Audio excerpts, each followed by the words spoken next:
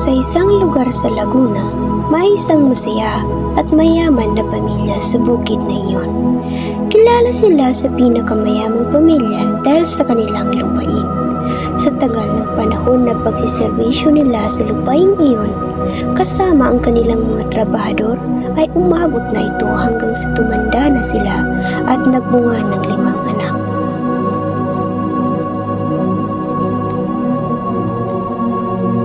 Isang araw, habang nasa lupain si Mang Jose, ay nakaramdam ito ng pagod at naging sani na kanyang pagpanaw.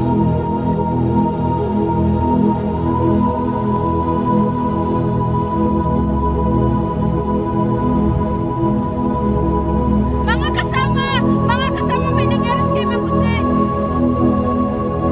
Uwi ng mga trabahador sa bahay si Mang Jose at labis na ikinalungkot ng pamilya ang nakita nilang amang nahihirapang huminga.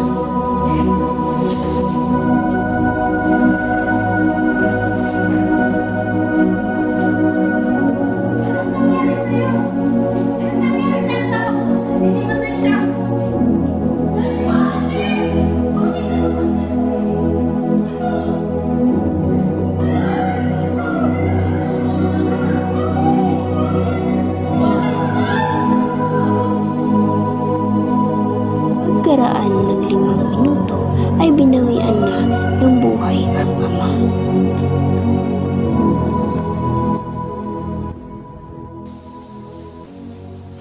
Sa araw ng kanyang lamay ay biglang dumating ang anak nito na matagal nang di umuwi sa bukid nila.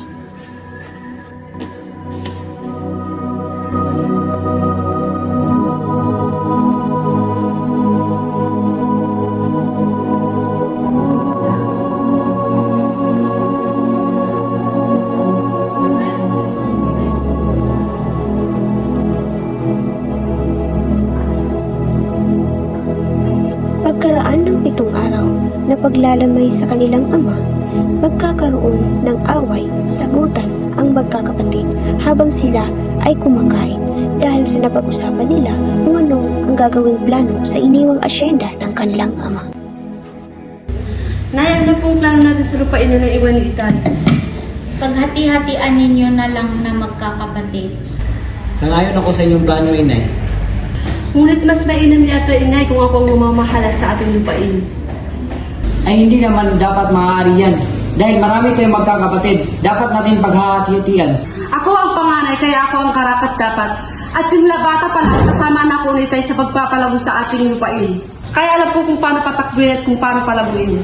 Nais mo bang ipahiwatig na kami ay walang kakayahan upang patakbuhin ang ating lupain? Sumasang-ayon ako sa ating panganay dahil alam naman natin na kaya niyang palaguhin at patakbuhin ang ating hasyenda.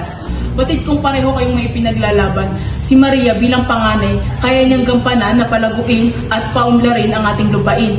Pero bilang naman nag-iisang lalaki, ipinaglalaban naman ni Anton na bilang nag-iisang lalaki, kaya naman niyang palaguin din at gampanan ang ating lupain. Pero bilang kapatid ninyo, sumasang-ayon ako kahit isa sa inyo, pero hindi ako makikihalo sa ating lupain. Dahil meron akong sariling minimithi. So, ibig mo bang ipahiwatig na hindi porket ako'y bunsoy, wala din akong karapatan mamahala sa lupain ni Ama? Walang niya ka? Kung magpagsalita ka, akala mo, alam mo lahat, matagal ka naman wala dito. Hindi niyo na ako nire-respeto bilang inyong panganay. Hindi niyo man lang ako mapagbigay sa ating desisyon. Hindi ka ba nahihiya sa ating trabahador?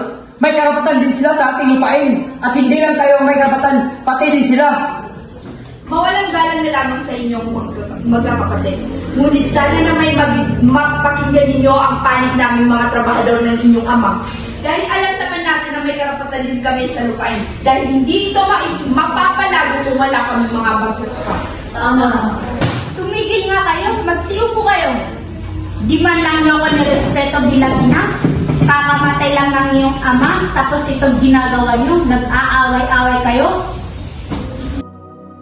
At dahil naisip ng ina ang solusyon na ikonsulta ito sa mga opisyal na parte ng Government Agrarian Reform at humingi ng ideya na magkaroon ng advice ang abogado kung paano ito masusolusyonan, ay nagtungo sila sa opisina nito kasama ang mga anak. May naisip akong solusyon para ma-resolve natin ang problemang ito. Anong klase klaseng solusyon naman yan, inay? Basta, ako na ang may alam. Basta, sumunod na lang kayo sa akin. Magandang araw po. Magandang araw.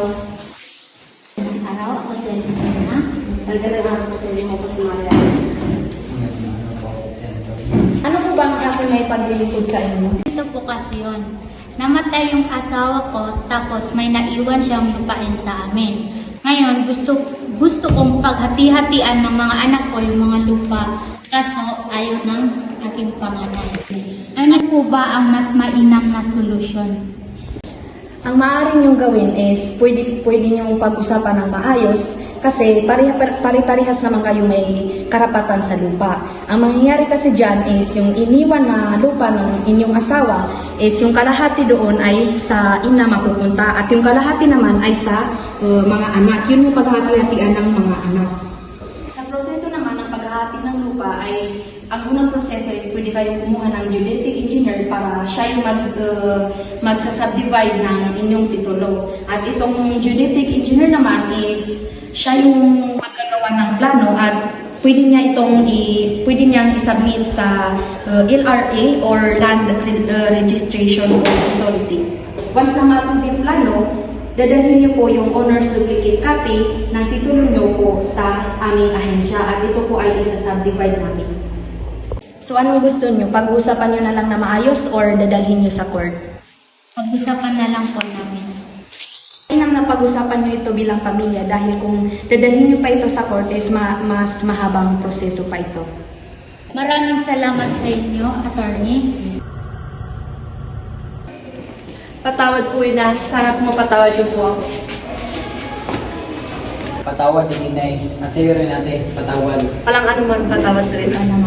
Patawad din, inay, at sa'yo din natin dahil nasagot kita nung nakalangkan. Pagkatapos ng kanilang pag-uusap-usap, ay nalinawan na ang magkakapatid at nagpapasalamat ang pamilya sa Government Agrarian Reform Officer at ang abogada dahil nakatulong ito sa kanila ng malaki na masolusyonan ang kanilang problema.